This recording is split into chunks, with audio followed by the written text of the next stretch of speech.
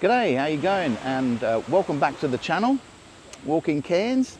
Today I'm going to do an interview with Brett Olds, and I'll probably do it outside 27 degrees. But I'm in Palm Cove at the moment. Look at that. What a beautiful day. Again, this tropical cyclone that's bearing down on Brisbane is producing such fantastic weather up here. Absolutely amazing. Just look at this. Look at this.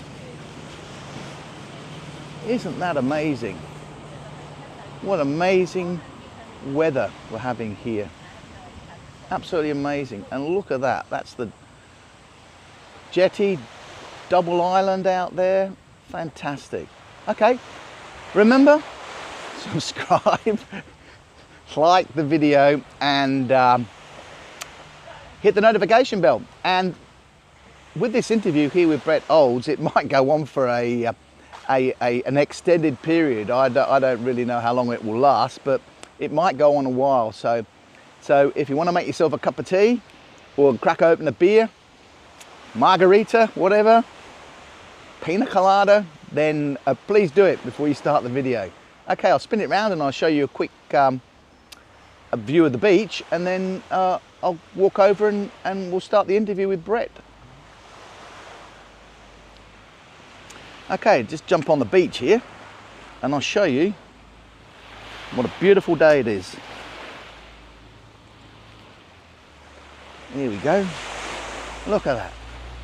Absolutely glorious. That's looking down at Clifton Beach there. That's where I live. Walking around, you can see Trinity Beach there. There's Earl Hill. There's Yorkeys Knob there. And the marina, I don't know whether you can see it. Oh look, and it looks like we've got a cruise ship in. Wow, I must look up what that is. Today is the 6th of March, I think, so if you want to look it up, what it is, the 6th of March. It looks like a more traditional cruise ship. Couple of birds here, come to see what the hell I'm doing. There, and the famous islands there. I'll talk to Brett about the island here, double island, and the jetty and what's happening, because last night they had a meeting on development around the jetty for making this a safe harbour, because at the moment it gets a bit too rough at that jetty a lot of the time to load and offload passengers. It was originally built so you could take boats to the reef, but it's just a little bit too rough at times. People will get hurt, so they need to create a safe harbour around there. Okay, well, let's walk up and have a look.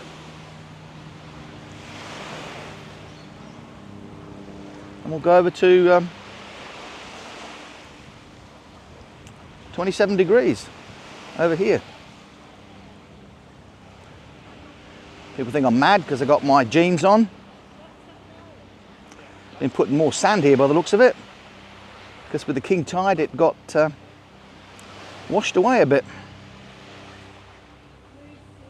Council do a great job really of cleaning the beach up after these events. So we'll go over here, look for a place to do the interview.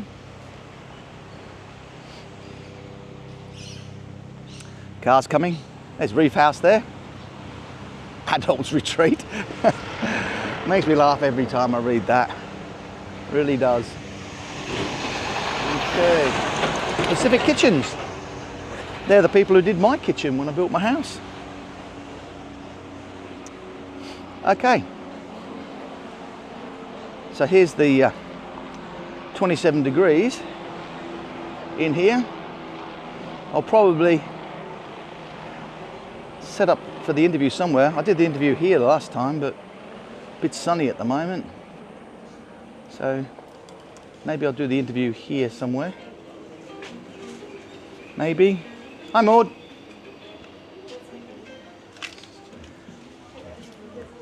So I think we'll do it out here.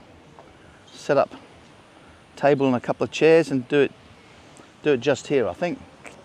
Yeah. Okay. Stay on the channel and watch the interview with Brett Olds. Bye bye. looks like we're recording. I'll cut bits out, Yeah, you know. you're right. So, Yeah. have we got you in? I hope so. Do you want me to move closer? No, there?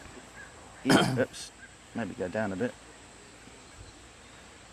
Okay, and I should sit there, so you should be okay.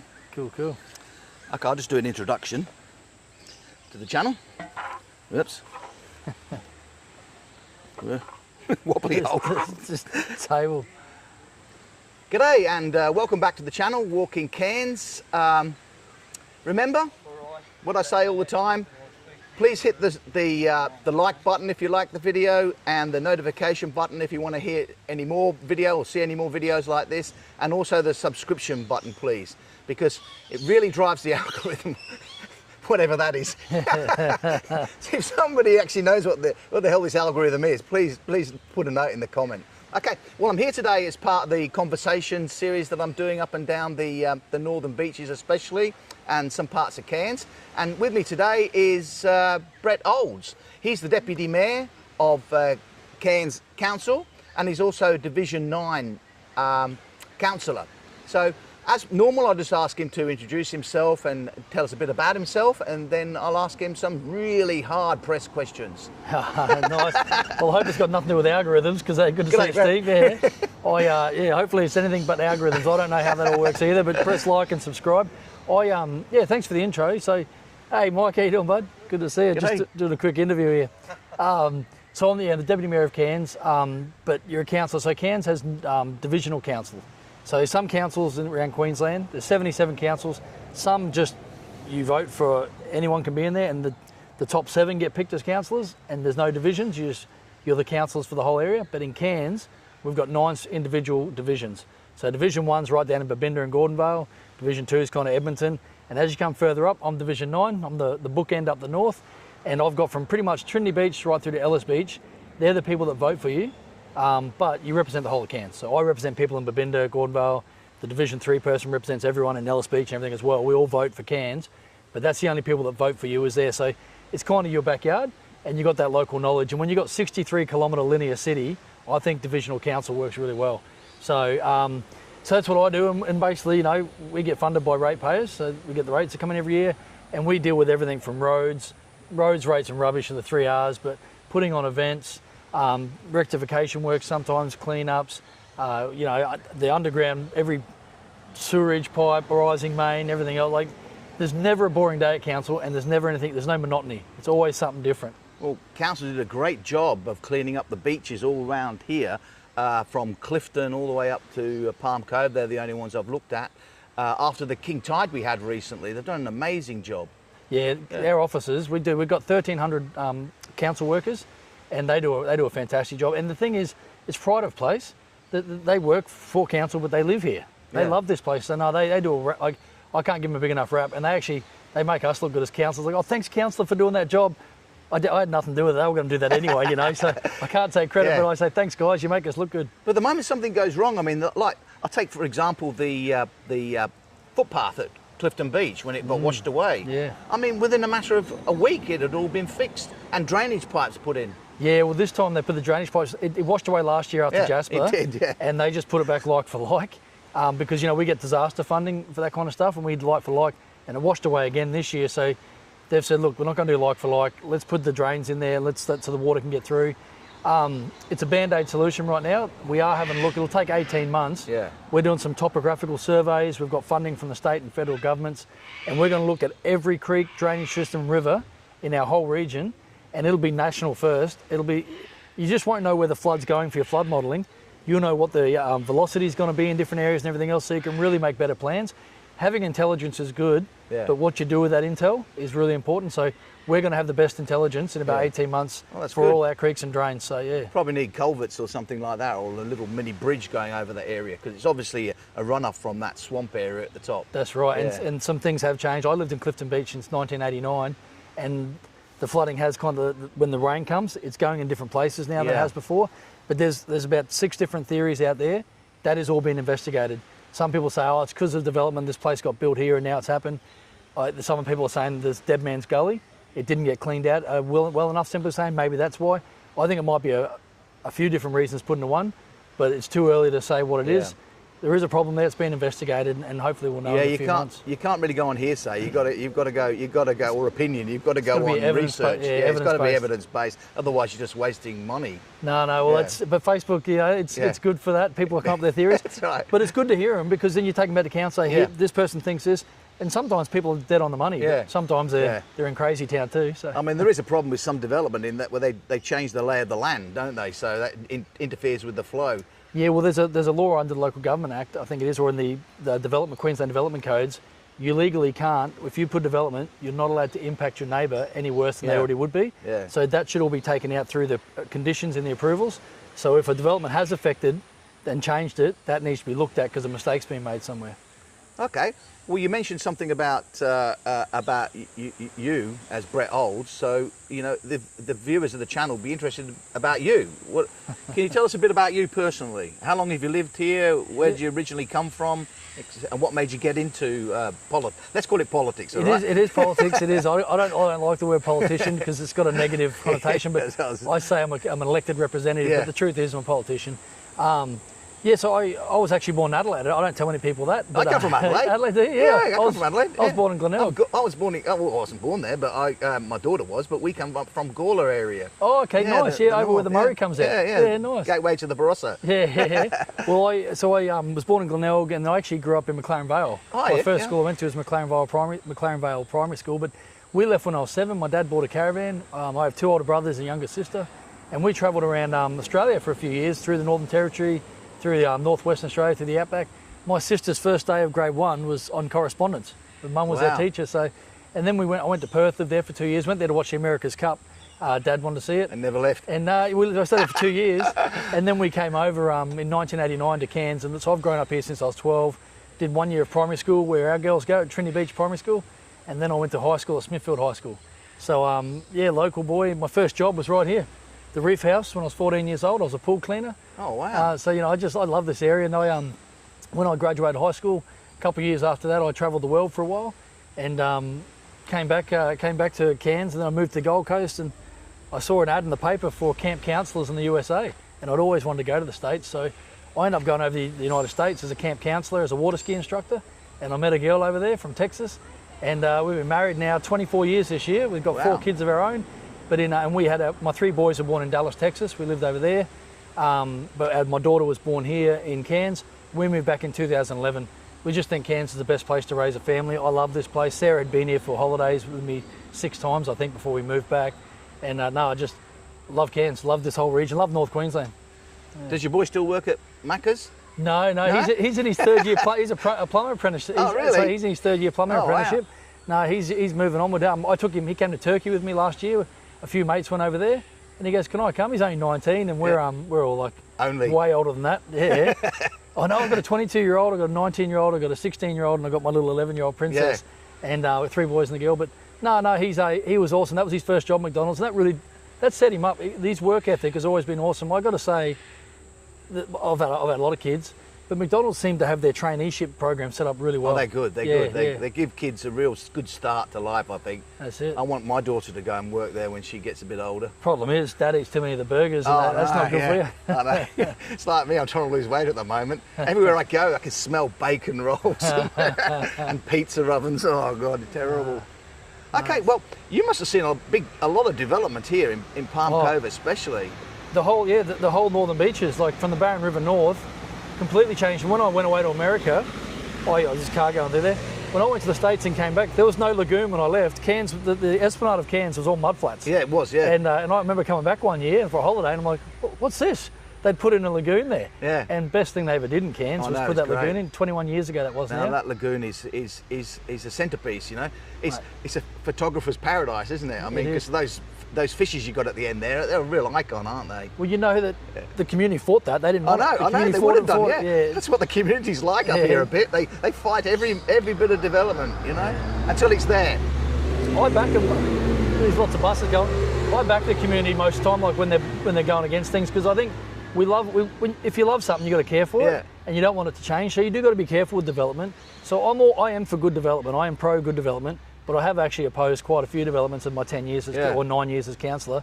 But I honestly backed, even the ones I didn't back, I backed my decision at the time because history has proven me right a couple of times. Yeah. That wasn't a good development. It wasn't a good outcome, you know? Yeah. Because it's not just, it's the knock on, it's the 10 years afterwards, 20 years afterwards, what have you done to change? And if you like it the way it is, you don't want big changes. It's true, yeah. Now, with Palm Cove, especially, since you've been here a long time, people tell me that years ago this used to be a thriving night spot. Yeah, when we were young, so when I was like 18, 19, 20 years old, some nights, because town was actually thriving, we had a lot of nightclubs in town. You had the Playpen, you had Choppo's, Samuel's, Court Jester Bar, the Nest nightclub. You had all these really great Wooded places. Bar was there? Yeah, Wooded Bar, yeah. And then, but some nights we would decide to come out to Palm Cove because it was just as much fun. You'd go to the Sprig Bar, which was down at formerly Travelodge, then Novotel, and it was the golf club bar. The Sprig Bar, then you'd come to the Palm Cove Tavern. You'd come to the Surf Club. Then you'd go to the Apres Beach Bar. You'd go to the tavern. It was a thriving nightlife, right? Like Palm Cove was a happening tourist mecca for Cairns. And when I say mecca, you know, people think of New York or Las Vegas. But no, for Cairns, this is the place to be. It was a hub of activity. And it's kind of changed over the last couple of decades. And now you've got a lot of retirees that have bought in. The hotels here, there's only, Reef House is the only one, I believe, that's privately owned and run. The rest are body corporates. And once you've got a lot of these retirees that want to roll the footpaths up at 8:30 and go to bed, are we a sleepy village or are we a thriving village? You know, Sleepy Hollow or thriving village, I don't know. I think there's an identity crisis in Palm Cove right now because there's a big identity crisis. Yeah, there's people on both sides of the argument, and it's up to them to work out what they want Palm Cove to be. Because I've had plenty of meetings with Tourism Tropical North Queensland, Tourism Palm Cove, Advanced Palm Cove, a lot of locals, as you know, and it's like, what are we going to do here? What are we? And what's it going to be in 10 years? Because you've got to plan for the future. I honestly believe there can be balance found in there because it is a residential suburb as well behind. But these couple blocks here from the ocean, you feel like you're on an island. It should be a tourism village. I think a good example is Trinity Beach. I mean, if you wind the clock back, say 5 years, Trinity Beach was getting that sleepiness to it. And then they built that scene on that T-junction there opposite Looney Cove, the beach house, where the beach house is, and that brought a lot of tourism and a lot of vibe back to the place, didn't it? It 100% did. Like there was always a vibrancy at Trinity Beach. It was good for years. We used to go there for New Year's Eve. You know, that was a place to be. But and then there was a bit of development happened there, and it kind of killed that. But there was on the block where the beach house is now, it was a dilapidated old building. Yes. It was the beach bar was an awesome little place, cafe, the beach cafe. I forget what it was called. The beach bar, beach cafe. But everyone loved it, and there was a hive of activity. But then when they had the building should have been condemned. It was old. These new owners bought it and built big 2-story white house, and it took 3.5 years for it to be filled. Yeah. And for 3.5 years, it killed the vibrancy in Trinity Beach, like you said, and people dubbed it the White Elephant. And they called it that on Google Maps. If you searched, it said the White Elephant. And I kept saying to people, give it a break, because they're saying, we hate development, we hate progress, we didn't need this infrastructure. I said, wait until it gets filled in. And Tuk Tuk came, Tuk Tuk by the sea, and then you had Koi Seafood, and then you had the beach house next to it, and you got places upstairs. Humans came back, activity came back, and forget about it. The vibrancy's back. We actually, in the meantime, in that 3 years period when it wasn't there, Rotary, myself, and Tourism Trinity Beach started a craft beer fest once a year on Father's Day. They said it would never happen. No, you'd never be able to close that Esplanade down. We did, and we called it the Trinity Beach Vibe, because like you just said, the vibe had been lost, and we wanted to bring the vibrancy back. But now we don't have it anymore because the vibrancy's back. Trinity Beach is working, it's pumping. What did it was, when I used to drive by there, you know, because as you know, my daughter goes to the same school as your daughter. I used to drive by that area, and it looked like that in that so-called White Elephant, when they were developing it, looked like they were just going to move a whole pile of shops in there. And I thought, oh no, this is going to kill the area. So I was so glad when Tuk Tuk put that area in and then moved to and put that big bar in on the corner. Yeah, Harry's done a great job. He had all those leases at one stage. He's sold Tuk Tuk now, but he had all those leases and he manages the whole place. Harry took a big risk. He really did, but it's paid off for him. But it's paid off, and it's hard doing something like that. I mean, I heard that from the people that work there, that one person complained about the music, just one person, and it got all shut down. And everyone knows that. I know everybody knows, because this is a small place. Everybody knows what's going on. Everyone knows who it was. But can it really be? Is it really the fact that one person can complain and the whole thing gets shut down? I don't think. I think that person had form, and they are when they do whinge, they know the channels to go through. And apparently the music was a little bit loud on 1 or 2 nights there, which Harry ended up admitting, and it went through the tribunal and everything. I got called in as a witness, this and that. But they worked it out and they settled it. But so one person can, yes, only because he had a point. he was right about there was a couple of nights Yeah. it was really loud. But I think the overreaction was shutting his music down for 6 months. That was Yeah. a big overreaction. Yeah. They should have come in and maybe said, hey, here's a little whack for you. You got to do this and that. It's all worked out for the best, but that hurt not just Harry's business, but local performers he had lined up for 6 months for gigs. They didn't have gigs anymore. They Yeah. couldn't get paid. So yeah, one person, and then he got a few mates and everyone else wrote in as well, but it all started off the fact that there was one disgruntled resident, and yeah, the Office of Gaming and Liquor, not council, the State Office of Liquor and Gaming, they came in and I think they just went way too hard. Yeah. Yeah. But it doesn't seem logical when you've got Lunicos over the other side of the road, still able to do it. It's stranger than fiction. It's They were literally ridiculous. 20 metres away playing live music. Well, they're and he 20, it's couldn't- more like 10. 10 metres away, and he couldn't know. And they were out on the street putting noise out that way, where Harry was keeping his noise Yeah. inside the bar. That's stranger than fiction. I'll never understand it. Like I said, when I went there, I stood up for Harry and for the residents and Yeah. the ratepayers. They want the music down there. It's awesome. You go down there Sunday afternoons for a Sunday session. People love the that's live great. music. No, and he was never playing music past 6 p.m. Yeah. Everything was just. There was something so wrong with what happened there. The good thing about Trinity Beach is, in terms of population dynamics, it's got that correct mix. It's got young people, it's got families, and it's got older people. So Yeah, it's yeah. got that mix. Whereas I think Palm Cove is suffering from a big skew towards the older Yeah. Well, demographic, which gives it that sleepy retirement village feel. If people aren't careful, that's what it's going to be. Now, I see development here. I mean, I see Hilton's come Portofino back. and Chill. Oh, yeah, they're moving in just They're up here. moving Yep, in yep. just down here where the underground used to be. What's the name? Soraya? Yeah, Sarai. Yeah. Yep, they used to be the Rising Sun. They're Yeah. going into the Rising Yeah. Sun, and they're going to take the top floor as well. And what's happening with that roof bar? Is it people say it's Portofino. approved, some people say it's not approved, and it's approved, and it's not approved? It's approved. So council we voted against it, but it was Office of Liquor and Gaming, it's the state, but they asked council's opinion. We said, I'm not opposed to nightlife here in Palm Cove, but I don't think that's the right position for Yeah. it, because you've got the Melaleuca Resort, which is a real quiet kind of place to be, and right next to it you've got the Reef House, right here. Sorry, so it's down here, sorry, I keep pointing that way, but it's right there. That's the But- that's the adults only one I keep referring to. Yeah.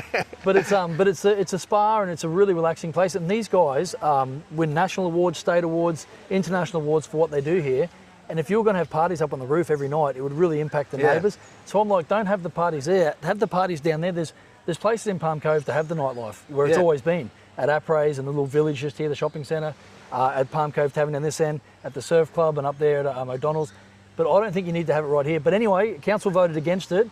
And so we said to Office of Game and Liquor, we're opposed to you putting it there. But Office of Game and Liquor said, yeah, that's okay, thanks for that. We'll file that in the trash. And they approved it. And then Malcolm and his business partner here took the Reef House, took it all the way to the High Court in Australia. And they fought it and fought it and fought it. Wow, that's big money. Yeah, big money. But they fought it and they lost. So they're allowed to have the beach. But it's not. It doesn't sound like it's going to be a big the rooftop bar. Yeah. Sorry, it doesn't sound like it's going to be a big party place 7 nights a week. Well, there's no Portofino- lift, is there? No, they're going to fix the lift. Oh, okay. So the owner of Sarai is going to fix the lift, but it'll be Portofino. Chill Portofino is okay. going to have the top there, and they're going to have where the Rising Sun used to be, and the underground just closed. We've got 11 places closed. Well, you on the remember floor. Chill used to be buzzing, didn't Yeah, it? yeah. That He was did a such good a job down vibe. there. He did it. That was fantastic. then the I used to love floods- going to Chill. Yeah. Tony and Manuela do a good job down there. They I was going to do an interview with him today, actually, after you, but Okay. he's too busy at the moment because he's Well, trying to open they're up. trying to open up, Yeah, and they've yeah. got a few headaches at the moment because Yeah. they're like, "Hey, come on!" So they're Yeah. cracking the whip. Yeah. And, And is it true that in the what's called Rattle and Hum now used to be Apres? Yeah. Did they used to have like a when you say beach bar, was it really sand all over the place? Yeah. So inside. before it was Rattle and Hum, it was Apres. They called it Apres Beach Bar. But before it was that, and then before Apres, it was called just the Beach Club, and it was sand. They had sand everywhere. And you'd go through in the mornings and pick through, and you'd find coins and everything else there because people get drunk. And Yeah. But it became a bit of a headache having to clean through the sand Oh, all it the time would, because yeah. if someone threw up or if someone did Oh, this. yuck. So of course, but for years, it was sand everywhere. It Yeah. was fantastic. And then Robert Vandenhoven bought it and became Apres Beach Bar. Yeah. And he had it for years and did a great job there. They were open 7 nights a week. They'd go to 1 o'clock or 2 o'clock, I think, in the morning, and every single night of the week. Yeah, I'm going to have a meeting with, another chat with Robert sometime yeah. in the future. He's agreed to it, but he wants to get some more good things to tell me. Speaking yeah. of which, the meeting yesterday. Yes, The new last part. night. I'm going to try and put a photograph of this development proposal for the jetty side of Palm Cove in between this video, so you can see what we're talking about. Yeah, But, what happened? So it's a vision. It's not a program. It's not a council job. It's not a state program yet. It's not a project yet. So I've got to control community expectation, because if you read it in the paper, everyone's like, it's happening. That's right, yeah. Community's done its, starting to get its petitions organised. Yeah, they're starting to, there's a section coming out to fight it. The Grey Army's being mobilised. Yeah, it's like, don't you do anything here? You know, you whippersnappers. Yeah. No, but, and they're entitled, everyone's entitled to have their opinions too. But this is Gary Hunt from Hunt Design. He's an architect. He's been living in Port Douglas for 45 years. He designed the Flynn Hotel in Cairns, the Cairns Esplanade. That's a good hotel, that. Yeah, it is. It's done a lot of islands, done work on, I think, 17 different islands here in North Queensland. Anything you see in Early Beach, the whole main drag that you love, he designed it. He's a good operator. And on the back of Double Island, what the state's doing there, trying to put out... I must ask you about Double Island too. Running out of time, I know. No, I know. I've got to get going. This could go on for an hour. Yeah, I've got to meet with the mayor in a minute. So on the back of what the state's doing with Double Island, trying to reactivate it, they're going to have some kind of wave mitigation. They've got to make a safe harbour. They've got to have it's got to be a safe harbour here. That jetty's not functional right now for boats, so they need to do that. And so he goes, well, what else? While we're doing this and they've got to do something here, what else could we do? So he's drawn up a vision, and that's all it is. It's a brain fart, an idea by an architecture, a few scribbles on a piece of paper, and with the CAD programs they have now, it's more than scribbles. Yeah. It looks good, but it's a first iteration. Like if you were building a house and the architect came to you, you said, what do you want? So they draw 4 bedrooms, everything, and they said, what do you think, Steve? And you went, no, I don't want the kitchen there, I want over here. And you can move it around. That's where they're at right now. They've just drawn this, and you can say, no, don't like that, don't like this, we should do it. It's a conversation starter. So we had a meeting last night, 150 people showed up. Yeah, I saw a picture, yeah. Yeah, which is awesome. But the first questions that came out weren't questions, they were statements. Yeah. They had environmentalists come out. We had Professor Jonathan Knott, who I love, but he's very anti any development on the hill slopes, any development on the foreshores. So he kind of set the tone on a negative trajectory. And then there was a lot of people coming out, and they got kind of angry at Gary Hunt and were picking on him. I said, hey guys, he's not a politician, don't get mad at him. He's been invited here by Advanced Palm Cove. I've been asked to be the moderator. I'm used to, throw the barbs at me, throw spears at me if you want, but it's not my idea. I'm just here to have this is a conversation. And if you're allowed to not like it, just say, no, I don't really think this and that.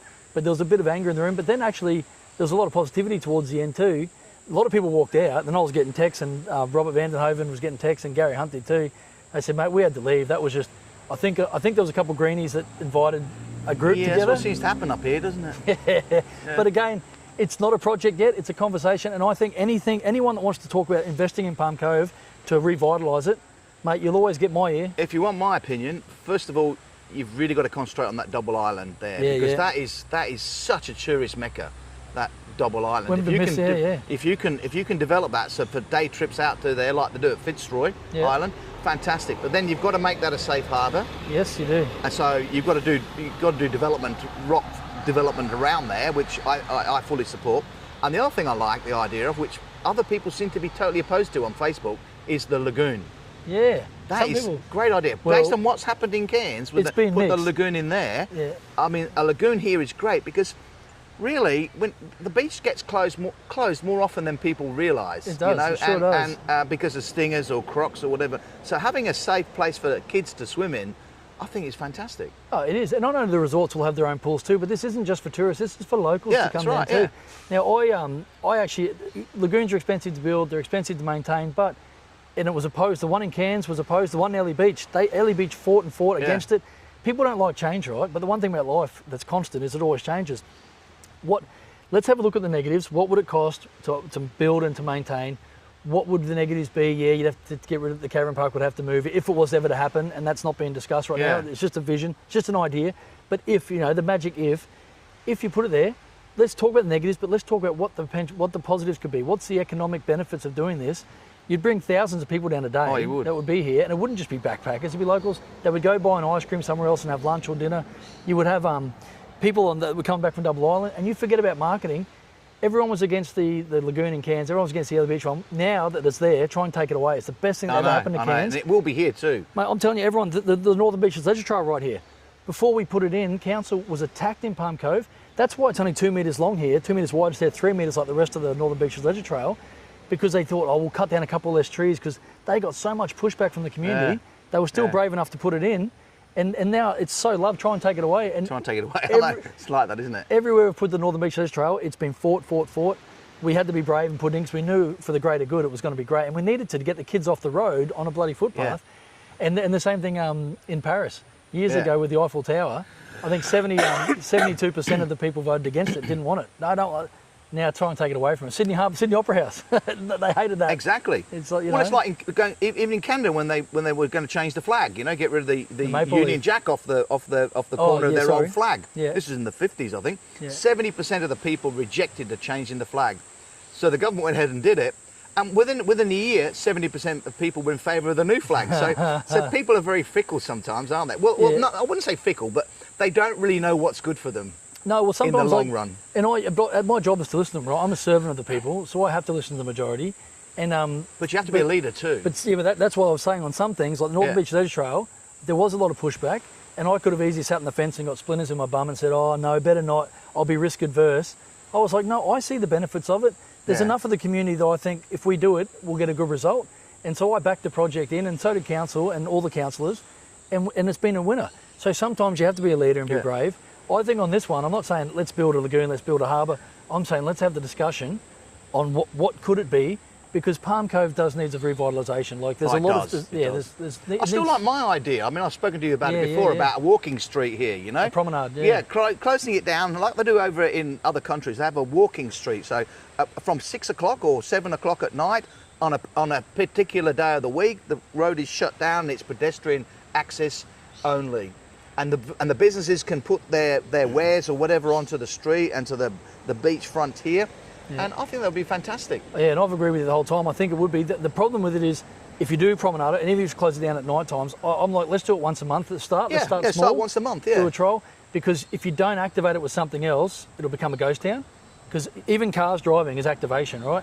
So if you close it down, and then the restaurants, trying to get them to put their wares out, because then they've got to get all these approvals. Like 20 years ago, they take a gas bottle and a stove and they do it. Yeah. These days, you've got to have your insurance, you've got to have your tick off for food and beverage from the council. You've got to have all. So they're like, you know what? I'll just keep my restaurant here and just keep it. It's hard to get them to come out. Yeah. So we've done it at Reef Feast in the past. Absolutely, what you're saying could work, but it would have to get there over a trial period. You close the street down for market day. That's once a month. Yep. How about just extending it?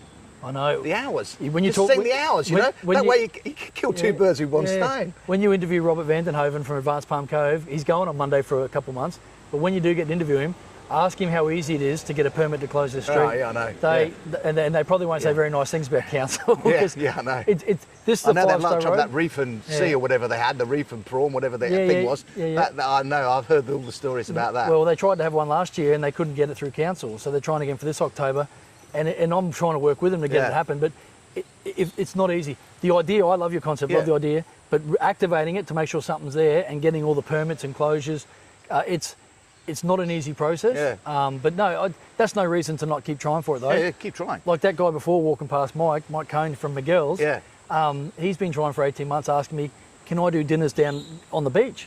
Can I get permission? And the council told him no straight away. And I said, hey, why the quick no? Let's find a loophole. Exactly, that's my question. Yeah, 18... Why is the first answer within 30 seconds always no? Well, because they've got reasons for it, because I guess risk averse. And we've worked on it for 18 months and we're going to get a yes for him. Yeah. So we're going to do a trial and go down there. And then if it works, other restaurants are going to have that ability to go down on the beach. So things take time, unfortunately, and governments move slow, local, state or federals. But we are pushing, and this is part of my job, right? Like, what's a councillor do? We advocate on behalf of what you guys want, like for infrastructure, for going out on the beach and having, because that wouldn't happen without the councillor support, because they were happy to say no, the council officers, but we've tried to finagle away and find it, and I've got to the right officers, and they've said, you know what, because the officers have said no, didn't say the wrong thing, they had good reasons for it, but I kind of had to go around the other way and say, is there a way to get to a yes? And we did, we got to a yes. So, just two more questions before I let you go, because I know you're busy. Toilets down at the southern end. I walk up this, as you know, doing these videos or whatever, and you've got toilet at the northern end, past the caravan park. You've got toilets in the middle near the surf place. Desperately need a toilet down the end. It's been approved. It's been approved. And I actually I thought it was in the budget for this year. I'm going to go double check that today. But just next to that little Court de Chur area outside the back of Alamander, on Viva's Road before you turn left on Triton Street. Yeah. So just before the shop there, before the Palm. Where there's a little Court de Chur. Yeah. They're going to put it in there. We're building a toilet there. Oh, that's good. And we're going to have vegetation around it, so you actually it won't be an eyesore. Yeah. Because the hardest part about a toilet, this is why it's taking so long. Everyone wants one, but no one wants it in front of their business. Exactly. So we've found a spot. Everyone's happy. I actually think we do have the budget in this year. I think it'll start this year, but I'll confirm You that for you. definitely need one down there. Yeah, it'll 'Cause happen. even the businesses down there, some of the restaurants don't even have No, toilets. I know. It's a really lacking toilet place or part of Palm Cove. I can assure you that has been approved and it is coming. I thought it would be before July this year, but I need to double check. Maybe it's in next year's budget, but it is in a budget to be done. And the last question, and you're supposed to, I'm always told you're supposed to end an interview on a high note, but I'm going to end it on a low note.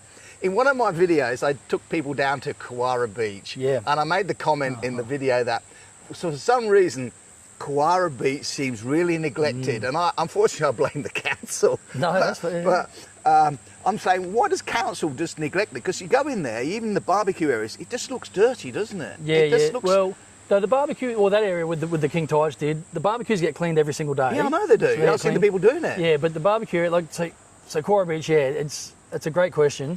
And I've been copying a lot of hate online because they do. The council gets blamed because council officers do work on the beaches and the foreshores, but we need state approvals to do stuff. Any works we do, unless it's just like moving a bit of sand around, we need state approvals for.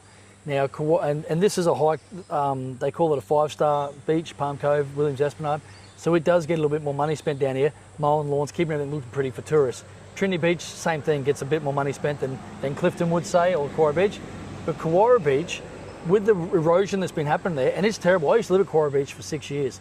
I'm more angry, or just as angry as all the community down there, because I've actually been trying for 18 months, best part of 2 years really, banging my head against a wall, because if we want to put infrastructure into the beach to help protect, save trees, because trees are falling right now, they can be strapped, sandbagged around the bottom and saved. And that's what locals are saying, why can't you do it? And the council officer saying, Brett, we can't. Sandbags are considered infrastructure. We need permission off the state. But the other thing is, they said it's not a recommended outcome because of the wave motion. When it hits sandbags or concrete or anything else, it vibration and stuff, it actually sucks more of the sand away. You get the opposite intent. It won't bring more sand, it'll take more. And I'm like, well, we need to explain this to the residents. And even strapping trees. I met with the state government, with the last state government, with Craig Crawford, our member, with a member from a bureaucrat from the Department of Natural Resources. And she said, no, we think that's natural wear and tear.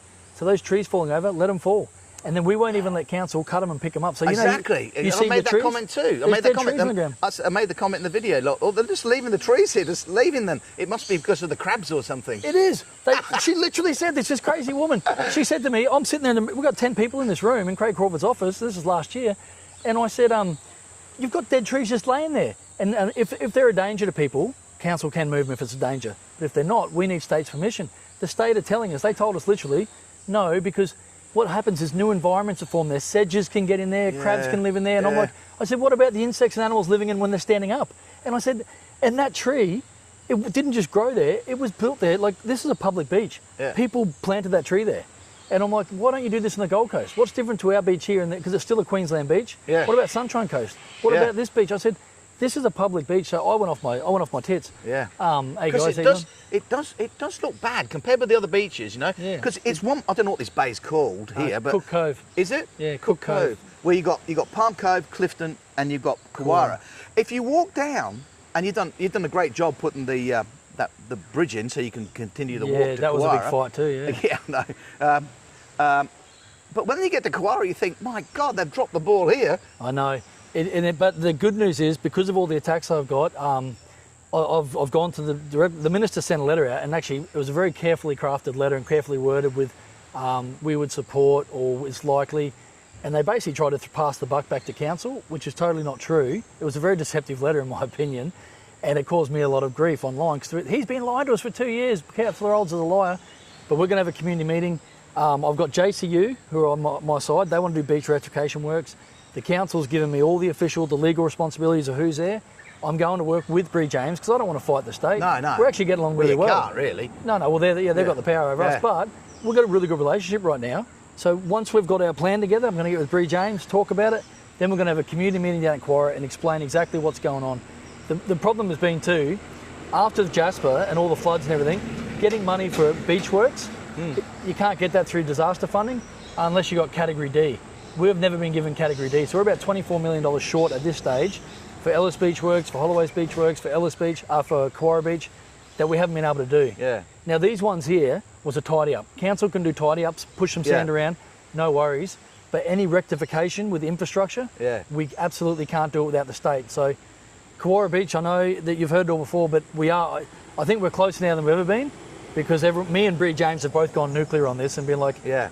just explain it to us like we're 5 years Well, old. it's has to happen? To be honest, if you do the walk, it's bordering onto a bit of a disgrace, isn't it? Mate, it looks terrible.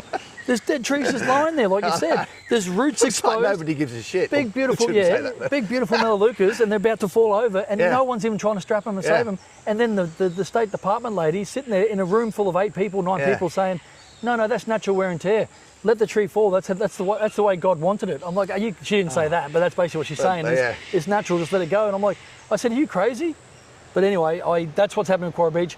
I honestly believe within the next 4 weeks, 5 weeks, we'll have a community meeting, we'll have a plan, and we'll start enforcing that plan, because it does need some TLC down there too. Does. Absolutely. It does, really stands out. And the other thing, I made the comment on the video in Kawara, remember that beach shack they used to have, the hotel the resort used to have that beach shack there on a Friday night with the pizzas? Yeah, Wednesday, Fridays and Sundays. Oh wow, that was, I used to walk there from Clifton, because I used to live in Clifton, just up the road from your brother, you know? Yeah. And I used to walk there, because it's good, because you could drink and not drive, you know? Yeah.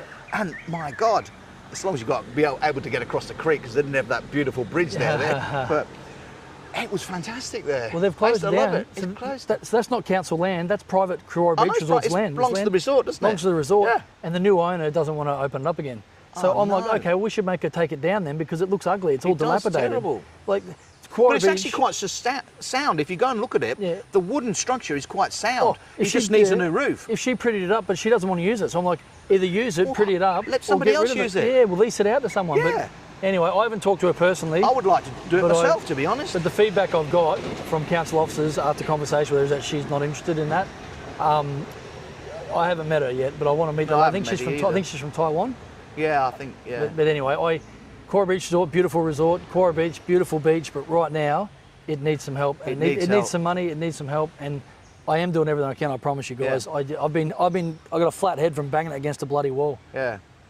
Well, I'm glad I asked the question then. Yeah, well, no, because me too. I can't blame council anymore. We play a role down there, but we do need permission, and we need the state to come on board with help with some funding for it too, because ratepayers shouldn't just have to foot the bill on this. When down south, they're about to get hit with a cyclone tomorrow, right, or the day after. I guarantee you, they'll get everything. On Monday morning, they'll have Category D funding open straight away. That'd be everything. They'll have a resilience pool. Yeah. Why aren't we getting in North Queensland? We never got Category D. We didn't get a resilience pool. But anyway, nice positive note to finish on. Yeah. Good to see you again, Thanks, Brett. mate. I'm sorry I got to run. No worries, no worries. It was great. Thanks, Just guys. fingers crossed it recorded. Yeah. Press that subscribe button, guys. Yeah. Thanks, mate. No worries. I appreciate it. I'm sorry I got to run. No worries. Oh, shit. I'm going to be late. Take care. Yeah, you too.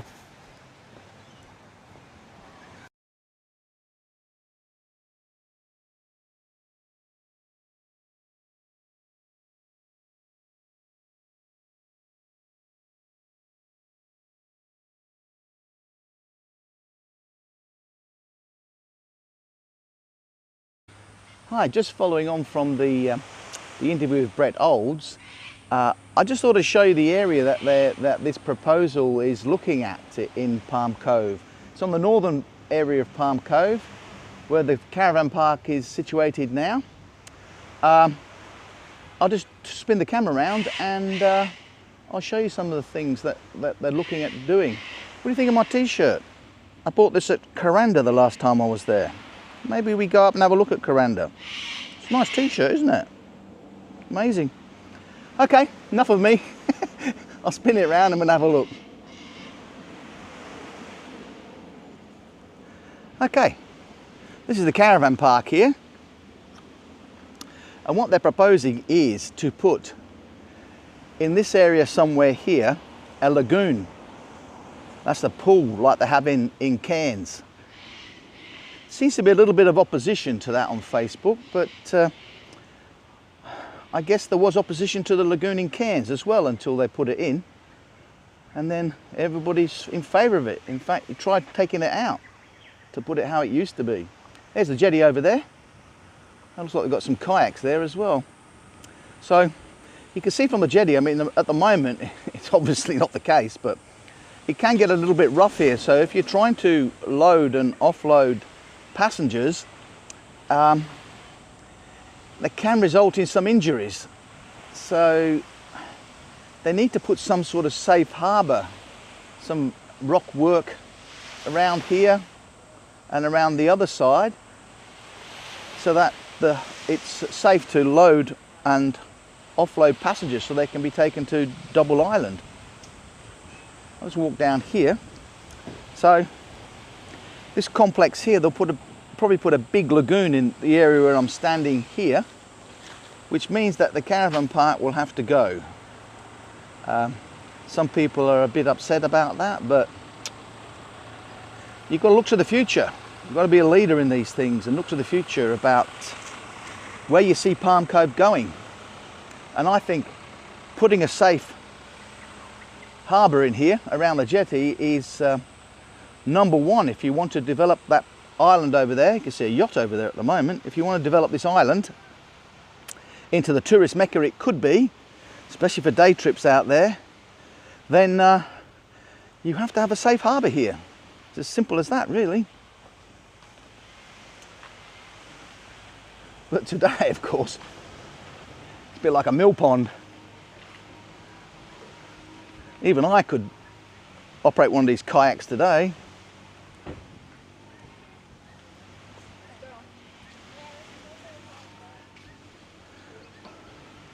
Palm Cove Water Sports.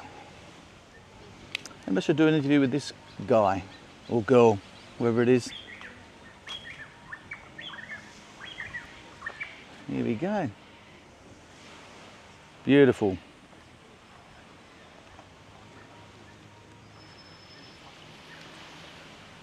Was it fun out there today? Fun out there today? Beautiful. Very, very nice. It's so calm. Geez, if you can complain about being up here at this time of year and this weather, there's something wrong with you, isn't there? Little cruise ship out there. I don't know whether you can see it. As I said, you're going to have to put a safe harbour here, really.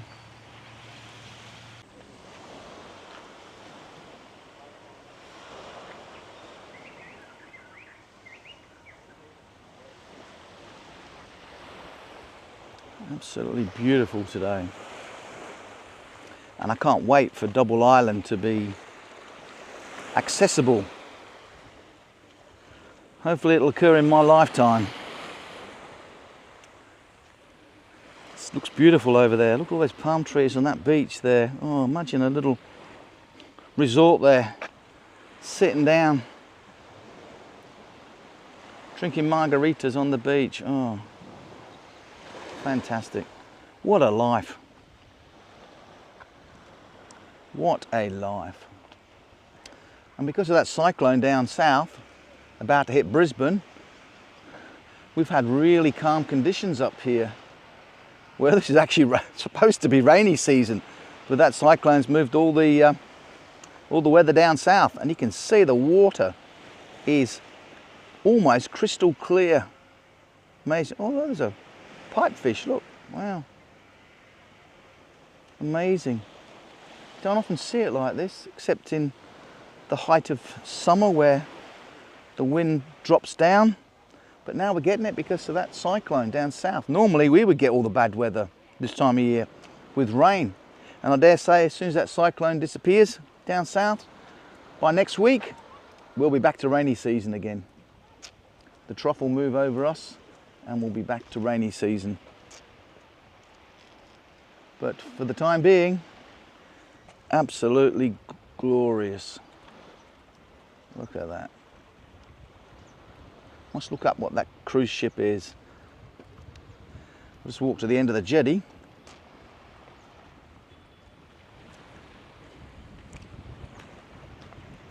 I love this little cove here. And in the redevelopment, they'll probably keep this. But it's all a proposal at the moment. Nothing's been settled on. Everybody's thinking that this is a fait accompli, but it's not. Here we go. See, look, got a bit of a low tide at the moment. The other day, in the king tide, it was lapping at the top of this concrete up here. Amazing. Let's go down to the end of the jetty.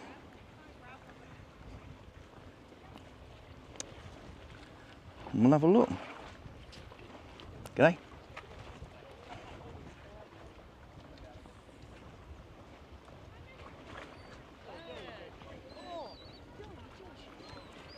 I like coming to the end of the jetty and then looking back.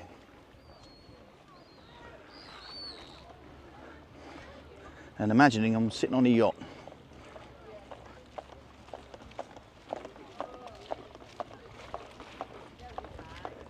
Look at that, it's got 1, 2, 3, 4, 5 rods. Where I come from in Adelaide, you can only use one.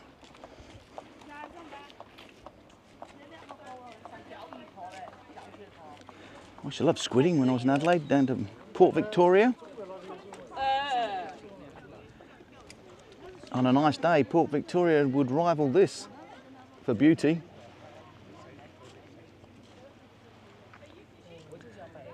Beautiful in Port Victoria. It's on the York Peninsula.